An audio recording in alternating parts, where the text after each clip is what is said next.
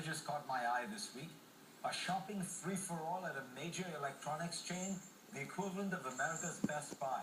People making off with flat-screen TVs and all kinds of appliances at bargain basement prices. It's not the holidays yet.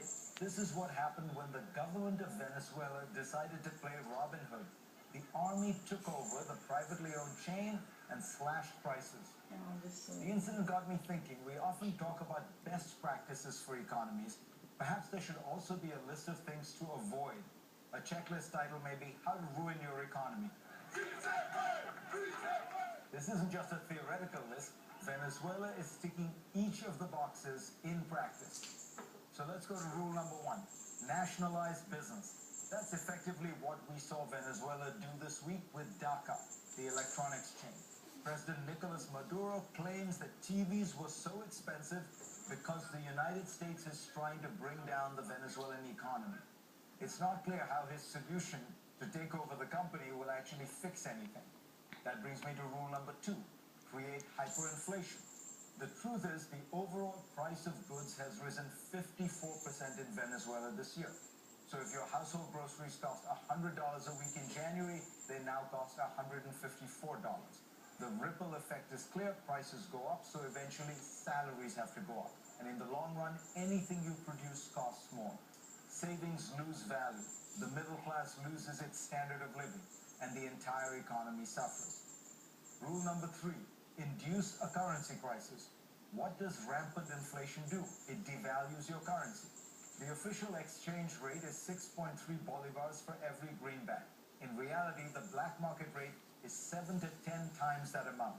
For a country that imports 70% of its basic goods, this is a huge problem. You may remember recently that Venezuela ran out of toilet paper. Why? Well, it is now running out of a different kind of paper, the money to pay for it. Which brings me to rule number 4. Subsidize, subsidize, subsidize. If Caracas is running out of money, the government doesn't seem to care. It's been lavishing subsidies for housing, food, healthcare. There have been 2 recent elections, and at each one came a fresh set of promises. And remember, gas is essentially free. In fact, Venezuela not only subsidizes gas for its own people, it also gives heavily discounted oil to Cuba. All the while, it is running out of money. I could go on and on, but I'll just point out one more rule, number 5, which is become a dictatorship. President Nicolas Maduro won a vote this week to get what is known as decree powers, the ability to pass laws without consulting Congress. He says he needs these powers to fix the economy and tackle corruption. After all, Venezuela is ranked 181st of 189 countries for ease of doing business. It ranks 165th for transparency. It took years for Hugo Chavez to take Venezuela down to this point.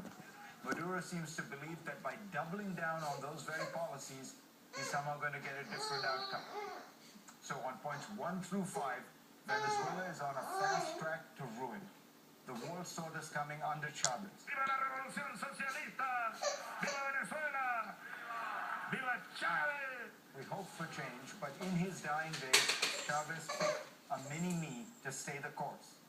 The only reason Venezuela has been able to survive, given this record of ruinous policies, has been its oil wealth, which has given the government the revenues that cushion it from the effects of all its disasters.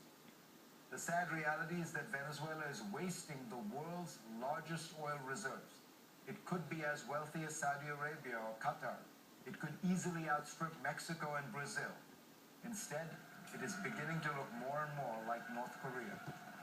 Up next, I have one of my favorite historians on the